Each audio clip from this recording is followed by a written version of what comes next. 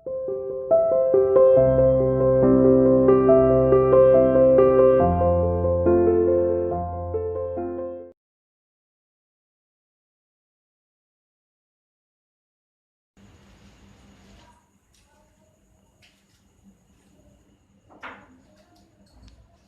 Students, welcome to CR international school online classes. आते हैं बेटा फिर दोबारा से अपने chapter number 7 A from a railway carriage. ठीक है, एक रेल के डिब्बे से पोयम मैंने पढ़ाई थी बेटा, बहुत ही ज्यादा इंटरेस्टिंग थी। होप है आप सभी को इसका हिंदी ट्रांसलेशन आ गया होगा। एक बार फिर दोबारा से बात करते हैं अपने इस पोयम की। क्या था बेटा इस पोयम में? स्टार्टिंग में उसको कंपेयर किया गया था। देखो अब जो एक्सरसाइज है ना आपकी, ये आपकी पोयम से रिलेटेड है। आपने एक बात नोट की है कि आपने जितने भी रीडर में चैप्टर पढ़े हैं उन सभी में फिल इन द ब्लैंक्स दिए गए हैं और वो सभी फिल इन द ब्लैंक्स आपके चैप्टर से रिलेटेड। ठीक है, तो मेन बात ये है कि बेटा आपको अपना चैप्टर का पता होना चाहिए कि उस चैप्टर में क्या दिया है।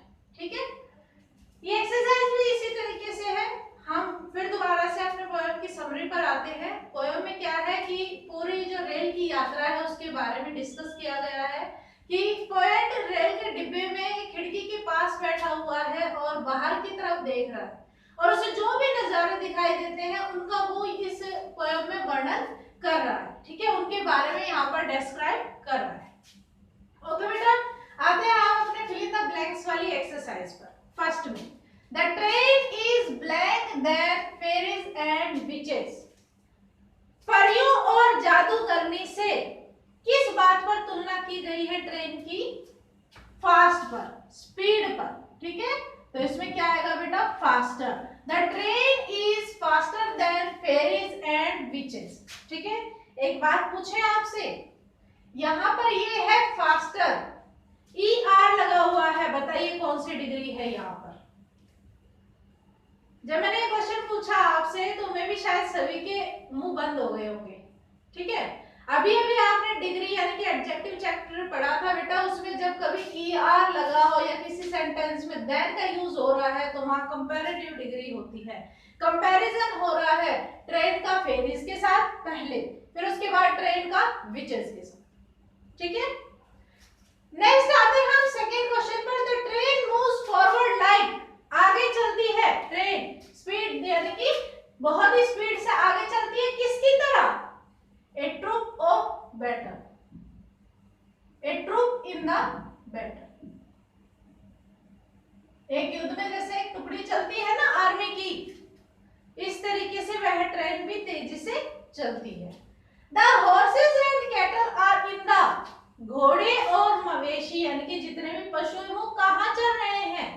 चारागाह में। और चारागाह की इंग्लिश क्या है इस पोएम के अकॉर्डिंग? मीडोज। कहाँ है? घास के मैदानों में या फिर चारागाह में। द स्टेशन पास बाय यानी कि जो स्टेशन है उन वो गुजर जाते हैं, या फिर हम यूं कहते हैं स्टेशन के पास से गुजर जाती हैं क्या? व्हिstling ट्रेन यानी कि सीटी बजाती हुई रेलगाड़ियां। ठीक है, जब किसी स्टेशन पे उन्हें रुकना नहीं होता है, उनको जब छोटे छोटे स्टेशन होते हैं वहां कभी कभी ट्रेन रुकती नहीं है, तो वहां से वो सीटी बजाती हुई गुजर जाती है। The people mentioned in the poem, इस कविता में किन किन लोगों का वर्णन किया गया है? उस कवि ने इस कविता में किन किन लोगों को देखा है? ए चाइल्ड, क्योंकि वो बच्चा क्या कर रहा था? क्या कर रहा था? नीचे रेंग कर यानी कि हाथ पांव से रेंग कर नीचे लेट कर क्या कर रहा था? ब्रैम्बल्स इकट्ठे कर रहा था, रसबलियां इकट्ठी कर रहा था। एंड ए, और किसके बारे में बताया गया है? एंड ए ट्रैप, ट्रैप क्या कर रहा था? ट्रैप का मतलब एक आवारा आदमी जिसके पास कोई घर बार नहीं होता है, क्या कर रहा था? वो स्टेशन पर खड़ा होकर आती जाती हुई ट्रेनों को घूर रहा था। ओके बेटा, do this exercise in your book.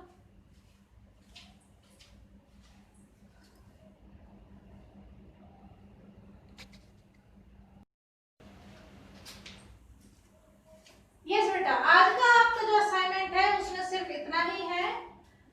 आगे मैं आपको आपका जो नेक्स्ट जो टेस्ट होने वाले हैं 22 तारीख को इंग्लिश का है आपका फर्स्ट, उसके बारे में बता रही हूँ। देखो जिस तरीके से आपने किया पहले, अच्छा था बट बेस्ट नहीं था।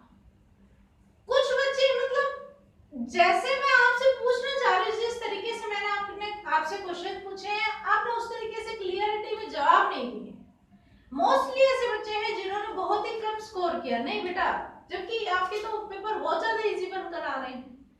आपको क्या करना है, लेसन्स को अच्छे से पढ़ना है। देखो इंग्लिश की बताती हूँ मैं। सबसे पहले इंग्लिश में आप चैप्टर को अच्छे से रीड कीजिए, रट्टा मत लगाओ, अच्छे से रीड करो उस चैप्टर को, क्वेश्चन आंसर्स को रीड करो। आपके जो क्वेश्चन आंसर्स है उसमें वन वर्ड के क्वेश्चंस भी बनते हैं, ठीक है। कोई जरूरी नहीं है कि पूरा ये डिस्क्रिप्टिव हो, कोई जरूरी नहीं है इस बात के लिए। फिल इन द ब्लैंक्स है, उनको भी हम वन वर्ड में कन्वर्ट कर सकते हैं, जरूरी नहीं है फिलअप में ही आए, ठीक है बेटा। मेरे कहने का मतलब ये है, चैप्टर्स को अच्छी तरीके से रीड करो। मान लो जैसे चैप्टर आएगा आपके उसमें the land of story books आएगा एक तो, ठीक है, और एक और चैप्टर है। इस तरीके से ये दो चैप्टर हैं आपके। The land of story book में बहुत सारे छोटे क्वेश्चंस बनते हैं, ठीक है, जैसे कि where were the parents sitting, parents कहाँ बैठे हुए थे, आंसर अराउंड द फायर, या फिर एक्सेट्रा जो भी है। तो उसमें क्या करना है, आपको उनको अच्छे से रीड करना है। नेक्स्ट ग्रामर की हम बात करते हैं। ग्रामर में एग्जांपल्स को पकड़ो बेटा। जब तक आपके एग्जांपल स्ट्रांग नहीं होंगे ना, तब तक जीरो है। डेफिनेशंस लर्न करो, एग्जांपल खुद बनाने की कोशिश करो। मान लो आपने एडजेक्टिव पढ़ा, एडजेक्टिव की डेफिनेशन पढ़ी, फिर खुद एग्जांपल लो ना, अपने अपने आप से ले लो। मान लो आप मोटे हैं, I am a fat student, I am a fat boy, मैं एक मोटा लड़का हूं, तो खुद की क्वालिटी दिख गई ना, खुद की क्वालिटी, तो क्वालिटी एडजेक्टिव हो गया। मान लो आप यूं बोलेंगे माय मदर हैव 4 पेंसिल्स, तो 4 यानी कि नंबर एडजेक्टिव, जाहिर सी बात है वहां हमें पता चल गया। My mother he is having a little milk, मेरी मम्मी के पास थोड़ा दूध है, वहां क्वांटिटी का पता चल गया। इस तरीके से बेटा खुद एग्जांपल्स प्रिपेयर करने की कोशिश करो, ठीक है। ऐसे ही प्रोनाउन चैप्टर में, ठीक है बेटा, आप जितना हो सके एक्सरसाइज लर्न कीजिए और साथ में खुद भी और एक्स्ट्रा करने की कोशिश कीजिए, तभी आप सक्सेस हो पाएंगे, ठीक है बेटा। बार बार वीडियो को देखिए, हिंदी ट्रांसलेशंस आपको मान लो कहीं मिसिंग हो रहा है, कहीं समझ में नहीं आ रहा, आप फिर दोबारा से उसी वीडियो को देखो, बार बार उसी वीडियो को उठाओ, या तो अपने लिंक नोट कर लिया करो, या फिर अपनी बुक में पेंसिल से अंडरलाइन कर लिया करो कि इस तरह ये ट्रांसलेशन इस तरह, कहीं भी आपको मुश्किल आती है वीडियो देखने के बाद खुद ट्रांसलेट किया करो चैप्टर को, ठीक है। और हर चैप्टर की समरी आपको जरूर याद होनी चाहिए कि उस चैप्टर में क्या था, उसमें क्या था, भूलो मत, पीछे के मत भूलो, ठीक है। अब मान लो आप अपने 7 चैप्टर पे चल रहे हो, तो आप एपिन को भूल गए, एपिन मतलब अपना फर्स्ट चैप्टर, नहीं, ऐसा नहीं होना चाहिए बेटा, ओके। सो प्रिपेयर मतलब इतनी ज्यादा मेहनत करनी है आपको और बहुत ही अच्छा रिजल्ट देना है, ओके स्टूडेंट्स।